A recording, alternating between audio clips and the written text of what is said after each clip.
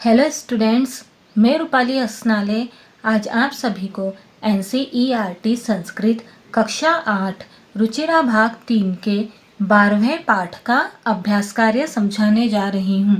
प्रश्न नंबर 1 में हमें दिया गया है प्रश्नानाम उत्तराणि एक पदेन लिखत।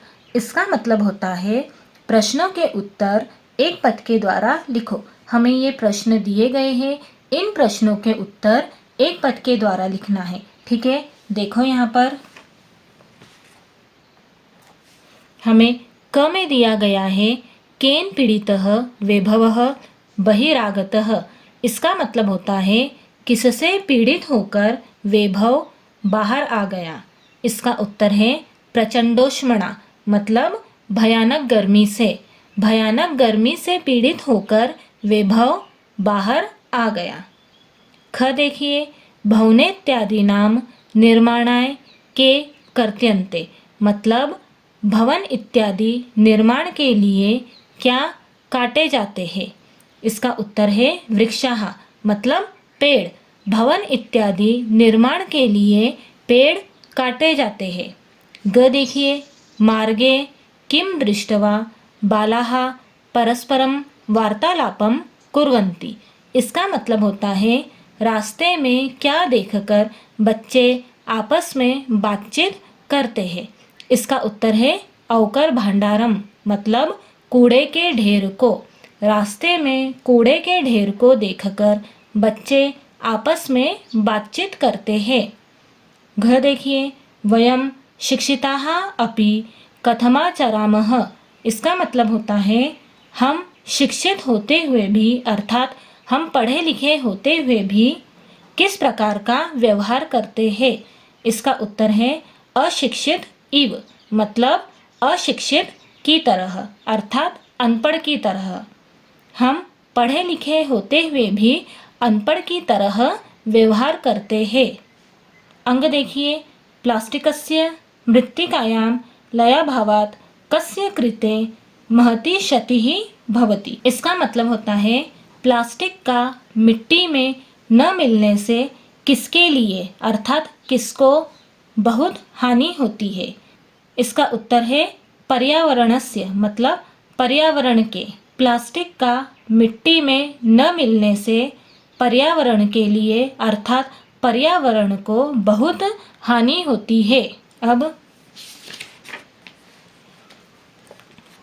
च देखिए, अद्य निदाघताप्तप्तस्य किं शुष्कतां याति। इसका मतलब होता है आज तेज गर्मी के ताप से दुखी व्यक्ति का क्या सूख जाता है। इसका उत्तर है तालू। आज तेज गर्मी के ताप से दुखी व्यक्ति का तालू सूख जाता है। ठीक है, अब प्रश्न नंबर 2 देखिए, पूर्ण वाक्येन उत्तराणि लिखत। इसका मतलब होता है पूर्ण वाक्य के द्वारा उत्तर लिखो। क देखिए, परमिंदर गृहात् बहिरागत्य किं पश्यति। इसका मतलब होता है परमिंदर घर से बाहर आकर क्या देखता है। इसका उत्तर है परमिंदर गृहात् बहिरागत्य पश्यति यत् वायुवेगः सर्वथा अवरुद्धः अस्ति। इसका मतलब होता है परमिंदर घर से बाहर आकर देखता है कि हवा की गति पूरी तरह से रुकी हुई है। ख देखिए, अस्माभिः केषां निर्माणाय वृक्षाः कर्त्यन्ते। इसका मतलब होता है हमारे द्वारा किनके निर्माण के लिए पेड़ काटे जाते हैं। इसका उत्तर है अस्माभिः यत्र तत्र बहुभूमिक भवनानां भूमिगत मार्गाणां, विशेषतः मेट्रो मार्गाणां, उपरिगमी सेतूनां, मार्गेत्यादीनां निर्माणाय वृक्षाः कर्त्यन्ते। इसका मतलब होता है हमारे द्वारा जहाँ तहाँ बहुमंजिला भवनों के, भूमिगत रास्तों के, विशेष रूप से मेट्रो के रास्तों के, ऊपर से जाने वाले पुलों के रास्ते इत्यादि के निर्माण के लिए पेड़ काटे जाते हैं। ग देखिए, विनयः रोज़लिनं माहूय किं वदति। इसका मतलब होता है विनय रोजलिन को बुलाकर क्या बोलता है। इसका उत्तर है विनयः रोजलिनं माहूय वदति यत् महोदय कृपां कुरु मार्गे भ्रमस्सु एतत् तु सर्वथा अशोभनं कृत्यम् अस्मत्सदृशेभ्यः बालेभ्यः भवति सदृशेः एवं संस्कारा देयाः। इसका मतलब होता है विनय रोजलिन को बुलाकर बोलता है कि महोदया कृपा करो रास्ते में चलने वालों पर, यह तो पूरी तरह से बुरा काम है। हम जैसे बालकों को आप जैसी महिलाओं के द्वारा इस प्रकार के संस्कार दिए जाने चाहिए। ठीक है, अब घ देखिए, रोजलिन आगत्य किम करोति। इसका मतलब होता है रोजलिन आकर क्या करती है। इसका उत्तर है रोजलिन आगत्य बालैः साकं स्वक्षिप्तं वकरं मार्गे विकीर्णम् अन्यद् वकरं चापि संगृह्य अवकरकंडोले पातयति। इसका मतलब होता है रोजलिन आकर बच्चों के साथ अपने द्वारा फेंके गए कूड़े को और रास्ते में बिखरे हुए दूसरे कूड़े को भी इकट्ठा करके कूड़ेदान में डालती है। अंग देखिए, अन्ते जोसेफः पर्यावरण रक्षाये कः उपायः बोधयति। इसका मतलब होता है अंत में जोसेफ पर्यावरण की रक्षा के लिए क्या उपाय बताता है। इसका उत्तर है अन्ते जोसेफः पर्यावरण रक्षाये उपायः बोधयति यत् अस्माभिः पितरोः शिक्षकाणां सहयोगेन प्लास्टिकस्य विविधपक्षाः विचारणीयाः, पर्यावरणेन सह पशवः अपि रक्षणीयाः। इसका मतलब होता है अंत में जोसेफ पर्यावरण की रक्षा के लिए उपाय बताता है कि हमारे माता पिता शिक्षकों के सहयोग से प्लास्टिक के विविध पक्षों पर विचार करना चाहिए, पर्यावरण के साथ पशुओं की भी रक्षा करनी चाहिए। अब प्रश्न नंबर 3 देखिए, रेखांकित पद्माधृत्य प्रश्न निर्माणम कुरुत। इसका मतलब होता है रेखांकित पदों के आधार पर प्रश्न निर्माण करो। जहाँ जहाँ पर अंडरलाइन दी गई है उसका हमें प्रश्न निर्माण करना है। ठीक है, अब देखो क में हमें दिया गया है जागरूकतया एव स्वच्छता अभियानमपि गतिम प्राप्स्यति। इसका मतलब होता है जागरूकता से ही स्वच्छता अभियान भी गति प्राप्त करेगा। अंडरलाइन जागरूकतया पर की गई है, ये स्त्रीलिंग है, तृतीया विभक्ति है और एक वचन है। तो हम किम स्त्रीलिंग शब्द रूप की तृतीया विभक्ति एक वचन देखेंगे। इसकी तृतीया विभक्ति एक वचन कया होगा, तो हम यहाँ पर लिखेंगे कया। कया एव स्वच्छता अभियानमपि गतिम प्राप्स्यति। इसका मतलब होता है किससे ही स्वच्छता अभियान भी गति प्राप्त करेगा। हम लोगों ने प्रश्न बनाया है, इसी कारण से प्रश्नवाचक चिन्ह लगाया है। ठीक है, अब ख देखिए, धेनुः शाकफलानामावरणैः सह प्लास्टिक स्यूतमपि खादति स्म। इसका मतलब होता है गाय सब्जियों और फलों के छिलकों के साथ प्लास्टिक की थैली भी खाती थी। अंडरलाइन शाक फलानामावरणैः पर की गई है, ये नपुंसकलिंग है, तृतीया विभक्ति है और बहुवचन है। तो हम किम नपुंसकलिंग शब्द रूप की तृतीया विभक्ति बहुवचन देखेंगे। इसकी तृतीया विभक्ति बहुवचन कहे होगा, तो हम यहाँ पर लिखेंगे कहे।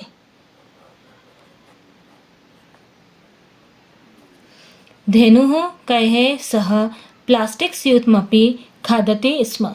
मतलब गाय किनके साथ प्लास्टिक की थैली भी खाती थी। हम लोगों ने प्रश्न बनाया है, इसी कारण से प्रश्नवाचक चिन्ह लगाया है। ठीक है, अब ग देखिए, वायुवेगः सर्वथा अवरुद्धः आसीत्। इसका मतलब होता है हवा की गति पूरी तरह से रुकी हुई थी। अंडरलाइन वायु वेगः पर की गई है। ये पुल्लिंग है, प्रथमा विभक्ति है और एक वचन है। तो हम किम पुल्लिंग शब्द रूप की प्रथमा विभक्ति एक वचन देखेंगे। इसकी प्रथमा विभक्ति एक वचन कह होगा। तो हम यहाँ पर लिखेंगे कह। कह सर्वथा अवरुद्धः आसीत्, मतलब क्या पूरी तरह से रुकी हुई थी। अब घ देखिए, सर्वे अवकरम संगृह्य अवकर कंडोले पातयन्ति। इसका मतलब होता है सभी कूड़े को इकट्ठा करके कूड़ेदान में डालते हैं।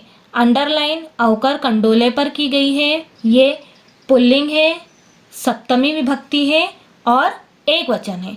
तो हम किम पुल्लिंग शब्द रूप की सप्तमी विभक्ति एक वचन देखेंगे। इसकी सप्तमी विभक्ति एक वचन कस्मिन होगा। तो हम यहाँ पर लिखेंगे कस्मिन।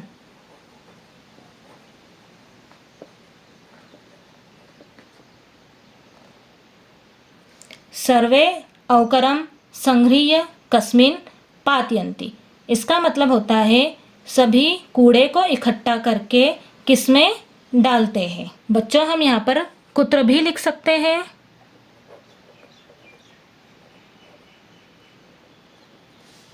सर्वे अवकरम संगृह्य कुत्र पातयन्ति, मतलब सभी कूड़े को इकट्ठा करके कहाँ डालते हैं। बच्चों, कुत्र का मतलब होता है कहाँ। यदि आप लोगों को अवकर कंडोले का लिंग विभक्ति वचन याद न हो तो आप कुत्र का प्रयोग कर सकते हैं, क्योंकि जब भी स्थान के बारे में पूछा जाता है तब हम कुत्र का प्रयोग करते हैं। कुत्र का मतलब कहाँ होता है। यहाँ पर हमसे पूछा गया है सभी कूड़े को इकट्ठा करके कूड़ेदान में डालते हैं, तो इसका प्रश्न बनेगा सभी कूड़े को इकट्ठा करके कहाँ डालते हैं। ठीक है, आप कस्मिन भी लिख सकते हो और कुत्र भी लिख सकते हो, दोनों सही है। अब अंग देखिए, अधुना प्लास्टिक निर्मितानि वस्तुनि प्रायः प्राप्यन्ते। इसका मतलब होता है अब प्लास्टिक से बनी वस्तुएं प्रायः प्राप्त होती है। अंडरलाइन वस्तुनि पर की गई है। ये नपुंसकलिंग है, प्रथमा विभक्ति है और बहुवचन है। तो हम किम नपुंसकलिंग शब्द रूप की प्रथमा विभक्ति बहुवचन देखेंगे। इसकी प्रथमा विभक्ति बहुवचन कानी होगा। तो हम यहाँ पर लिखेंगे कानी।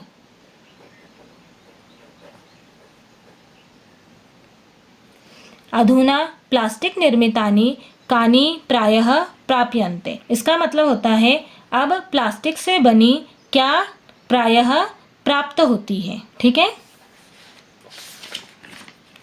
च देखिए, सर्वे नदी तीरम प्राप्ताः प्रसन्नाः भवन्ति। इसका मतलब होता है सभी नदी के किनारे पहुंचकर प्रसन्न होते हैं। अंडरलाइन नदी तीरम पर की गई है। बच्चों, यहाँ पर स्थान के बारे में पूछा गया है। नदी तीरम अर्थात नदी का किनारा एक स्थान है। जब भी स्थान के बारे में पूछा जाता है तब कुत्र का प्रयोग करते हैं। ठीक है, तो हम यहाँ पर क्या लिखेंगे, कुत्र। कुत्र का मतलब कहाँ होता है। सर्वे कुत्र प्राप्ताः प्रसन्नाः भवन्ति, मतलब सभी कहाँ पहुंचकर प्रसन्न होते हैं। और यदि हम लिंग विभक्ति और वचन के हिसाब से देखें तो नदी तीरम नपुंसकलिंग है, द्वितीय विभक्ति है और एक वचन है। तो हम किम नपुंसकलिंग शब्द रूप की द्वितीय विभक्ति एक वचन देखेंगे। इसकी द्वितीय विभक्ति एक वचन किम होगा। तो हम लिखेंगे किम।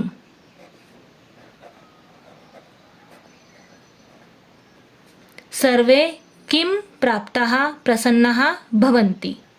सभी क्या प्राप्त करके प्रसन्न होते हैं। आप कुत्र भी लिख सकते हो और किम भी लिख सकते हो, दोनों सही है।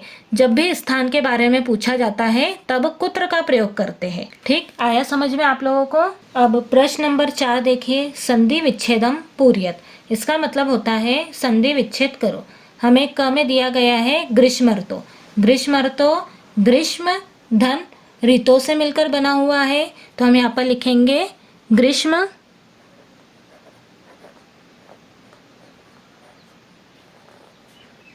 धन ऋतु। ठीक है। ख में दिया गया है बहिरागत्य। बहिरागत्य का संधि विच्छेद होगा बहिः धन आगत्य, तो हम यहाँ पर लिखेंगे बहिः धन आगत्य।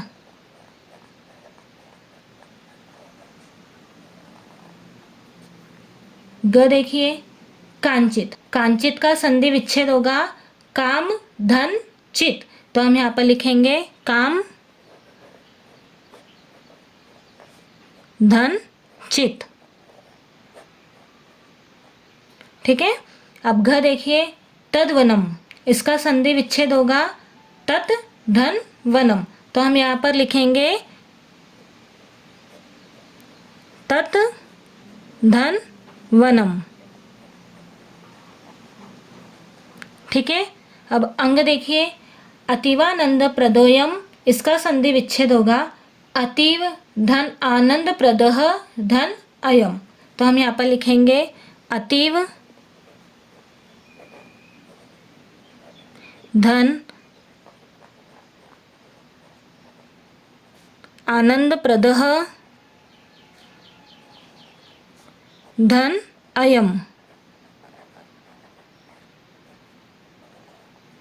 ठीक है।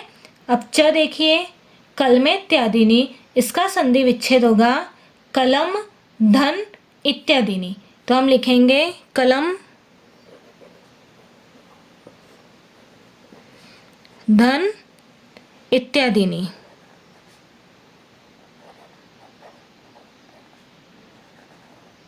ठीक, आया समझ में आप सभी को। अब प्रश्न नंबर 5 देखिए। 5 में हमें दिया गया है विशेषण पदैः सह विशेष्य पदानि योजयत। इसका मतलब होता है विशेषण पदों के साथ विशेष्य पद जोड़कर लिखो। हमें ये विशेषण पद दिए गए हैं, इनके साथ विशेष्य पदों की जोड़ी बनानी है। ठीक है। कांचित, इसका विशेष्य बनेगा शांतिम। कांचित शांतिम मतलब कुछ शांति। स्वच्छानि, इसका विशेष्य बनेगा गृहाणि। स्वच्छानि गृहाणि मतलब स्वच्छ घर। पिहिते, इसका विशेष्य बनेगा अवकर कंडोले। पिहिते अवकर कंडोले मतलब ढके हुए कूड़ेदान में। स्वच्छता, इसका विशेष्य बनेगा स्वास्थ्यकरी। स्वच्छता स्वास्थ्यकरी मतलब स्वच्छता स्वास्थ्यकारी है, अर्थात स्वच्छता स्वास्थ्य के लिए लाभकारी है। गच्छन्ति, इसका विशेष्य बनेगा मित्राणि। गच्छन्ति मित्राणि। अन्यत, इसका विशेष्य बनेगा अवकरम। अन्यत अवकरम मतलब दूसरा कूड़ा। महति, इसका विशेष्य बनेगा क्षतिः। महति क्षतिः मतलब बहुत हानि। ठीक है। हमें ये विशेषण पद दिए गए थे, इन विशेषण पदों के साथ विशेष्य पदों की जोड़ी बनानी थी। ठीक है। अब प्रश्न नंबर 6 देखिए। शुद्ध कथनानां समक्षम आम अशुद्ध कथनानां समक्षम च न इति लिखत। इसका मतलब होता है शुद्ध कथनों के सामने आम और अशुद्ध कथनों के सामने न लिखो। मतलब जो सही कथन होगा उसके सामने आम लिखना है और जो गलत कथन होगा उसके सामने न लिखना है। ठीक है। देखो क में हमें दिया गया है प्रचंडोष्मणा पीड़िताः बालाः सायंकाले एकैकं कृत्वा गृहाभ्यंतरं गताः। इसका मतलब होता है भयानक गर्मी से पीड़ित होकर बच्चे शाम के समय में एक एक करके घर के अंदर चले गए। ये वाला कथन हमारा सही है या गलत है? गलत है, क्योंकि भयानक गर्मी से पीड़ित होकर बच्चे शाम के समय में एक एक करके घर के बाहर आ गए, न कि घर के अंदर चले गए। ठीक है, तो ये वाला कथन हमारा गलत है, तो हम यहाँ पर लिखेंगे न। अब ख देखिए, मार्गे मित्राणि अवकर भांडारम यत्र तत्र विकीर्णम दृष्टवा वार्तालापम कुर्वन्ति। इसका मतलब होता है रास्ते में मित्र कूड़े के ढेर को जहाँ तहाँ बिखरा देखकर बातचीत करते हैं। ये वाला कथन हमारा सही है या गलत है? सही है, तो हम यहाँ पर लिखेंगे आम। अब ग देखिए, अस्माभिः पर्यावरण स्वच्छतां प्रति प्रायः ध्यानम न दीयते। इसका मतलब होता है हमारे द्वारा पर्यावरण स्वच्छता की ओर प्रायः ध्यान नहीं दिया जाता है। ये वाला कथन हमारा सही है या गलत है? सही है, तो हम लिखेंगे आम। अब घ देखिए, वायुं विना क्षणमपि जीवितुं न शक्यते। इसका मतलब होता है हवा के बिना क्षण भर भी जीवित नहीं रहा जा सकता है। ये वाला कथन हमारा सही है या गलत है? सही है, तो हम यहाँ पर लिखेंगे आम। अब अंग देखिए, रोजलिन अवकरम इतस्ततः प्रक्षेपणात् अवरोधयति बालकान। इसका मतलब होता है रोजलिन कूड़े को इधर उधर फेंकने से बालकों को रोकती है। ये वाला कथन सही है या गलत है? गलत है, क्योंकि बालक रोजलिन को कूड़ा इधर उधर फेंकने से रोकते हैं, और हमें दिया गया है रोजलिन कूड़े को इधर उधर फेंकने से बालकों को रोकती है, तो ये वाला कथन हमारा गलत है, तो हम लिखेंगे न। अब च देखिए, एकेन शुष्क वृक्षेण धैर्यमानेन वनम स्वपुत्रेण कुलमिव धैर्यते।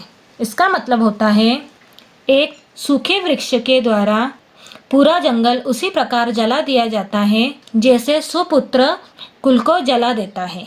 ये वाला कथन हमारा सही है या गलत है? गलत है, क्योंकि कुपुत्र कुल को जला देता है। सुपुत्र का मतलब होता है अच्छा पुत्र, और कुपुत्र का मतलब होता है बुरा पुत्र, और हमें यहाँ पर दिया गया है सुपुत्र कुल को जला देता है। इसी कारण से ये वाला कथन गलत है, तो हम लिखेंगे न। अब छ देखिए, बालकाः धेनुम कदलीफलानि भोजयन्ति। इसका मतलब होता है बालक गाय को केले खिलाते हैं। ये वाला कथन हमारा सही है या गलत है? सही है, तो हम लिखेंगे आम। अब ज देखिए, नदी जले निमज्जिताः बालाः प्रसन्नाः भवन्ति। इसका मतलब होता है नदी के जल में डुबकी लगाकर अर्थात स्नान करके बच्चे प्रसन्न होते हैं। ये वाला कथन हमारा सही है या गलत है? सही है, तो हम यहाँ पर लिखेंगे आम। ठीक है, प्रश्न नंबर 6 में हमें क्या करना था? जो शुद्ध कथन था अर्थात जो सही कथन था उसके सामने आम लिखना था। जो अशुद्ध कथन था अर्थात जो गलत कथन था उसके सामने हमें न लिखना था। ठीक है, अब प्रश्न नंबर 7 देखिए। प्रश्न नंबर 7 में हमें दिया गया है घटनाक्रमानुसारम लिखत। इसका मतलब होता है घटनाक्रम के अनुसार लिखो। हमें यहाँ पर घटना ऊपर नीचे दी गई है, हमें इसको सही क्रम के अनुसार लिखना है। जो घटना पहले हुई उसको पहले लिखना है, फिर उसके बाद में क्या हुआ, फिर उसके बाद में क्या हुआ, ऐसे करके हमें घटना को उसके सही क्रम के अनुसार लिखना है। ठीक है, अब देखिए सबसे पहले क्या हुआ। गृहे प्रचंडोष्मणा पीड़ितानि मित्राणि एकैकं कृत्वा गृहात् बहिरागच्छन्ति। इसका मतलब होता है घर में भयानक गर्मी से पीड़ित मित्र एक एक करके घर से बाहर आते हैं। तो हम यहाँ पर लिखेंगे एक, फिर इसके बाद में क्या हुआ, वृक्षाणां निरंतरं कर्तनेन उष्मावर्धनेन च दुखिताः बालाः नदीतीरं गन्तुं प्रवृत्ताः भवन्ति। इसका मतलब होता है पेड़ों की लगातार कटाई से और गर्मी बढ़ने से दुखी बच्चे नदी के किनारे जाने के लिए तैयार होते हैं। ये हमारी दूसरी घटना हुई। इसके बाद क्या हुआ, मार्गे यत्र तत्र विकीर्णं वकरं दृष्ट्वा पर्यावरण विषये चिंतिताः बालाः परस्परम विचार्यन्ते। इसका मतलब होता है रास्ते में जहाँ तहाँ बिखरे हुए कूड़े को देखकर पर्यावरण के विषय में चिंतित बच्चे आपस में विचार करते हैं। ये हमारी तीसरी घटना हुई। इसके बाद क्या हुआ, उपरितः अवकरं क्षेप्तुम् उद्यतां रोज़लिन बालाः प्रबोधयन्ति। इसका मतलब होता है ऊपर से कूड़ा फेंकने को तैयार रोज़लिन को बच्चे समझाते हैं। इसके बाद में क्या हुआ, बालैः सह रोज़लिन अपि मार्गे विकीर्णं वकरं यथास्थानं प्रक्षिपति। इसका मतलब होता है बच्चों के साथ रोज़लिन भी रास्ते में बिखरे कूड़े को यथास्थान फेंकती है। ये हमारी पांचवी घटना हुई। इसके बाद क्या हुआ, शाकफलानाम् आवरणैः सह प्लास्टिक स्यूतमपि खादन्तीं धेनुं बालकाः कदलीफलानि भोजयन्ति। मतलब सब्जियों और फलों के छिलकों के साथ प्लास्टिक की थैली भी खाती गाय को बालक केले खिलाते हैं। ये हमारी छठी घटना हुई। इसके बाद क्या हुआ, प्लास्टिकस्य विविधान् पक्षान् विचारयितुं पर्यावरण संरक्षण पशूनेत्यादीन् रक्षितुं बालाः कृतनिश्चयाः भवन्ति। इसका मतलब होता है प्लास्टिक के विभिन्न पक्षों पर विचार करके पर्यावरण की रक्षा से पशु इत्यादि की रक्षा के लिए बच्चे कृत निश्चय होते हैं, अर्थात दृढ़ निश्चय करते हैं। ये हमारी सातवीं घटना हुई। इसके बाद क्या हुआ, अन्ते बालाः जल विहारं कृत्वा प्रसीदन्ति। इसका मतलब होता है अंत में बच्चे जल विहार करके अर्थात जल क्रीड़ा करके प्रसन्न होते हैं। ये हमारी आठवीं घटना हुई।